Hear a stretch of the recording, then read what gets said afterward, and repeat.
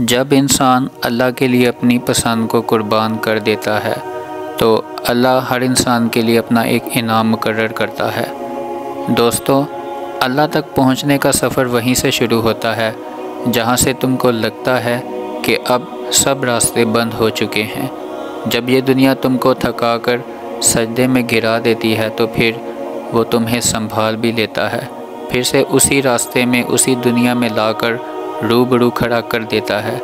تمہارے اندر اتنی ہمت اور بے خوفی کیسے آتی ہے؟ جب بھی تم اللہ کے فیصلوں پر راضی ہوتے ہو تو وہ تم کو ان فیصلوں پر راضی ہونے کے لیے بے حد صبر دیتا ہے۔ لمبی اور ان سے پہلے وہ تمہیں ہواؤں سے لڑنا سکھاتا ہے تاکہ تم جان سکو یہ مسافتیں بہت دشوار ہیں اور کائنات کی زندگی اتنی آسان ہوتی ہے تو صبر کبھی جنت کے دروازے میں سے دروازہ نہ ہوتا۔ توکل رکھو، جو لوگ امیدیں اللہ سے وابستہ کر لیتے ہیں وہ پھر کبھی ان کے دلوں کو مایوس نہیں ہونے دیتا۔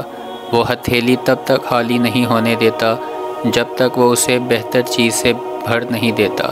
تم اسے تھامے رکھو، پھر وہ بھی کبھی تم کو تھکنے نہیں دے گا۔ وہ جانتا ہے سب جو کچھ تم ظاہر کرتے ہو اور جو کچھ چھپائے ہوئے ہو۔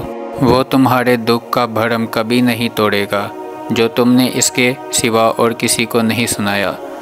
تم اللہ کو وقت دیا کرو، پھر اللہ بھی تمہارا وقت ٹھیک کر دے گا۔ تمہیں عارضی طور پر ایسا لگے گا جیسے کہ سب ختم ہو گیا ہے، لیکن وہ تم کو اس آزمائش کے بعد زندگی کی جانب واپس لے آئے گا۔ جو تم سے دور کیا گیا ہے وہ بہتر بنا کر تم کو واپس کر دیا جائے گا۔ اللہ تمہاری ہتھیلی تب تک خالی نہیں ہونے دیتا جب تک وہ اسے کسی اور بہتر چیز سے بھر نہیں دیتا۔ جب اللہ چاہے گا پھر سب بدل جائے گا۔ جو اب تک نہیں ہو سکا ایسا نہیں ہے کہ اب وہ کبھی نہیں ہو پائے گا۔ جو اب تک نہیں ملا ایسا نہیں ہو سکتا کہ اب وہ کبھی مل ہی نہیں سکے گا۔ جس منزل کا انتخاب عرش والے نے کر لکھا ہے، اس تک پہنچنے سے تم کو دنیا کا کوئی بھی راستہ روک نہیں سکتا۔ ضروری نہیں کہ جو مانگا جاتا ہے وہ اسی وقت مل جاتا ہے، اور دوستو یہ بھی ضروری نہیں ہوتا جو نصیب میں نہیں لکھا جائے اور وہ دوبارہ کبھی نصیب کا حصہ نہ بنے۔ بس یہ ساری وقت کی ترتیب ہے، سب کچھ اللہ کی منصوبہ سازی ہے۔ تمہارے سوچے ہوئے وقت کے مطابق ہی نہ صحیح، مگر جو بھی ہوگا تمہاری خوشی کے مطابق ہی تو ہوگا۔ اور اگر تو سب کچھ ملنے لگے اور ہو بہو ویسا ہی ملے جیسا تم چاہتے ہو تو پھر تم کو کیسے پتہ چلے گا؟ جو چیز اللہ سے مانگ کر اللہ کو منا کر ملے اس چیز کا مزہ بن مانگے مل جانے جیسا نہیں ہوتا۔ اور اگر نیند آنکھوں میں اترنے لگے تو تم کیسے رات کے اندھیرے میں وہ سرخوشیاں سن سکو گے جو اللہ اور تمہارے درمیان ہوتی ہیں؟ تمہاری دعائیں سن لی گئی ہیں، مگر یہ وقت آزمائش ہے کہ انتظار تم کو کتنا کرتے ہو۔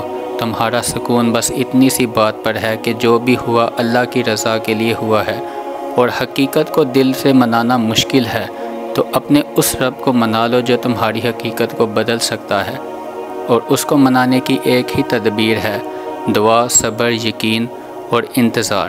ہر کسی چیز کو کسی نہ کسی مقصد کے تحت تم سے وابستہ یا پھر دور کیا جاتا ہے، اور وہ مقصد تم کبھی نہیں جان سکتے کیونکہ وہ مقصد خدا ہوتا ہے۔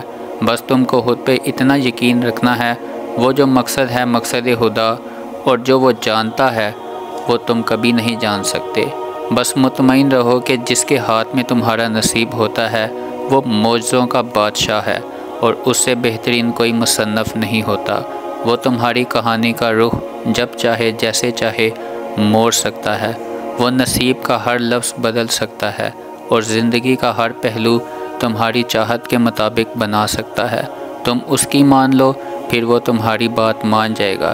یقیناً جب اللہ چاہے گا سب بدل جائے گا۔ اتنا سفر طے کرنے کے بعد جب آج منزل تمہارے سامنے کھڑی ہے تو تم کیوں ہار گئے ہو؟ اتنے بڑے سفر کے بعد آج جب صلہ ملنے کو ہے تو تم کیوں راستے میں ہی ٹھہر گئے ہو؟ اٹھو، اب تو سفر ختم ہونے کو ہو گیا ہے۔ اب تم منزل کے نہیں بلکہ منزل تمہارے قریب ہے۔ اب تمہیں موزوں کا نہیں بلکہ موزوں کا تمہارا انتظار ہے۔ اب منزل کو تمہارا انتظار ہے۔ رب اب اللہ کا کن تمہاری ایک آخری دعا کا ارادہ باندھے ہوا ہے، یہاں تم مانگو اور وہاں تمہارے منہ سے نکلی ہوئی ایک فریاد پر نواز دیا جائے گا۔ ہزاروں مایوس لوگوں میں اگر اللہ نے تم کو دعا کی توفیق دی ہے تو پھر وہ کیسے تمہاری دعا کو رد کر سکتا ہے؟ جس نے دعا کا حکم دیا ہے اس نے قبولیت کا وعدہ بھی کیا ہے، لیکن اپنے دیے ہوئے وقت پر، اور اگر اس نے تمہاری دعا قبول نہ کرنی ہوتی تو کبھی اس نے تم کو ہاتھ اٹھانے کا موقع بھی نہ دیا ہوتا۔